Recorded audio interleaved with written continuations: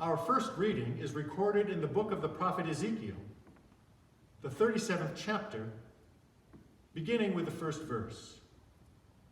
It is a classic text known simply as the Valley of Dry Bones.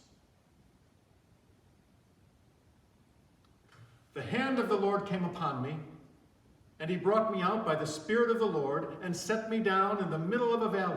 It was full of bones. He led me all around them. There were very many lying in the valley, and they were very dry. He said to me, "Mortal, can these bones live?" I answered, "O Lord, you know." Then he said to me, "Prophesy to these bones and say to them, O dry bones, hear the word of the Lord. Thus says the Lord God to these bones, I will cause breath to enter you, and you shall live. I will lay sinews on you, and will cause flesh to come upon you, and cover you with skin, and put breath in you, and you shall live.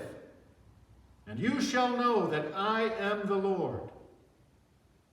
So I prophesied as I had been commanded, and as I prophesied, suddenly there was a noise, a rattling, and the bones came together, bone to its bone.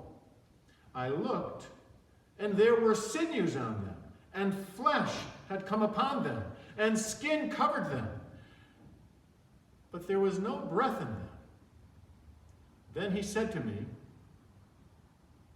"Prophesy to the breath, prophesy, mortal, and say to the breath, Thus says the Lord God, Come from the four winds, O breath, and breathe upon these slain, that they may live." I prophesied as he commanded me, and the breath came into them, and they lived, and stood on their feet, a vast multitude. Then he said to me, "Mortal, these bones are the whole house of Israel. They say, Our bones are dried up, and our hope is lost. We are cut off completely.